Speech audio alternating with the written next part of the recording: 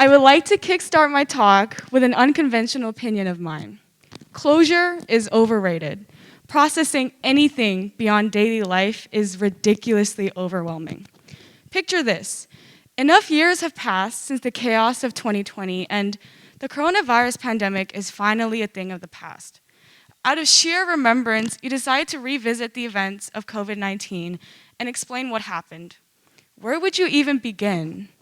To say that the pandemic threw us off course would be a vast understatement. It completely flipped our worlds around. But the generalization makes it seem as if the COVID-19 experience was some one-size-fits-all monologue of the masses, and that can't be any further from the truth. 56.2% of adults between the ages of 18 to 24 experienced symptoms of anxiety and depression as a direct result of COVID-19 in 2020. Prior to the pandemic, suicide was the 10th leading cause of death amongst adolescents aged 12 to 17, but became the second leading cause of death subsequent to the pandemic. 53.4% of US adults reported symptoms of anxiety and/or depressive disorders due to job loss and insecurity in 2020. This list goes on, and with every statistic, you will be shocked. A part of your sympathy will crumble at the weight of these numbers, but that will be about it, because what the data fails to convey are the individuals that make up the numbers. You see, each one of us experienced the pandemic differently. We became an eclectic collection of individual shards of glass that make up the kaleidoscope known as COVID-19.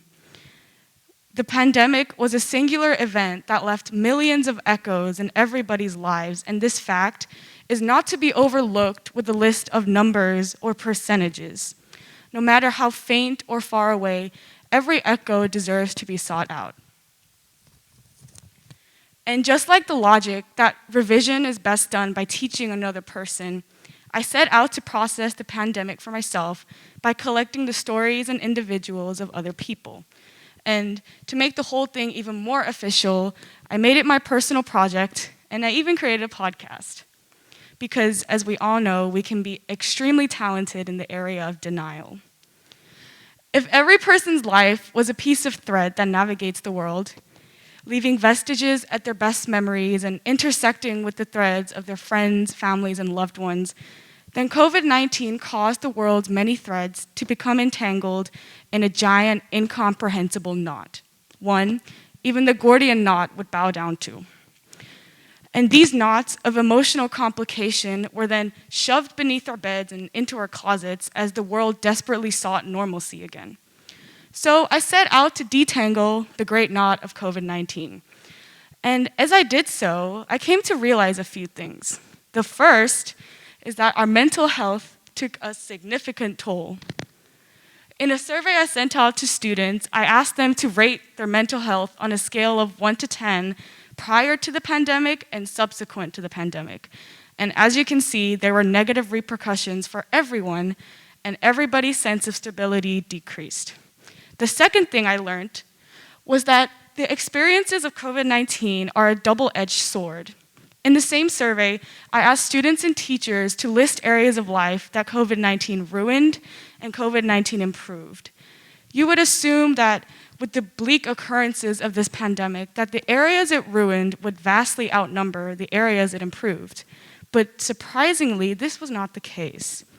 You know, as much as the whole thing sucked, it allowed for unprecedented growth that came as a direct result of immense hardship. But the last and most important thing I came to realize was that despite everything, humanity persisted. Here is a quote from a survey I sent out to my teachers. In some ways, it has given me more a sense of being certain of the uncertainty. I'm actually worried less. What will be, will be. I've learned to be better at embracing the unknown, possible tragedy, ups and downs. The future is uncertain, but that is okay. I feel like I see life more truthfully now, but life hasn't changed. I have. That is certainly food for thought. As part of my podcast, I asked individuals to write letters to their pre-COVID selves. And upon reading these letters, you would be surprised to find that they weren't chock-filled with warnings and do's and don'ts. I mean, if I could write a letter to my past self, I would have so much to say. It seems as though even if we did have the power to go back and change the past, what we were collectively forced to go through ultimately shaped us for the better in the future.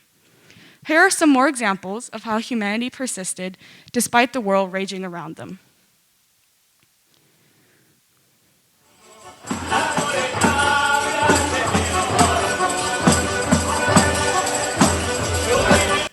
That is the sound of music being made atop balconies in Italy during the throes of lockdown. That's the sound of families and communities coming together and producing something beautiful that even the most tragic of pandemics could not take away. In April of 2020, 99-year-old Sir Captain Tom Moore began fundraising for the NHS by walking 100 lengths of his garden in a walking frame. Lady Gaga held the mother of all virtual concerts. Lizzo healed the world with a meditation live on Instagram. We had makeshift proms and socially distanced weddings. We had virtual meetings and digital fashion weeks. At TCIS, we had a digital SEW and introduced a hybrid schedule. I told you, despite everything, humanity persisted. We managed, and ultimately, we thrived. Somewhere between the fine lines of this pandemic are the stories of me and you, the stories that the numbers generalize, and the stories of the individual days that accumulated into the mess of COVID-19. Underlying the timeline of COVID-19 are the untold stories of us. And these stories are the ones that go unannounced in the news headlines and unmentioned in the press conferences, but they're the ones that silently dictate us, controlling us on a tight leash. And frankly, they are the ones that are going to come define COVID-19 for each of us. With any catastrophe, it is so easy to generalize and give credit to the masses. But really, if we had all given in to our inner demons, it wouldn't have mattered how many businesses reopened or how many stocks were covered or how fast the vaccines were distributed. We would have never been able to return, establish a new normal. For us to reach a state where COVID-19 is truly a nostalgic memory, we need to begin untangling our pieces of threads. We need to tell our untold stories. Only by coming to terms with our own mess will we be able to accept our grotesque sides and be willing to finally move on. Thank you for listening to my TED Talk, and have a good night.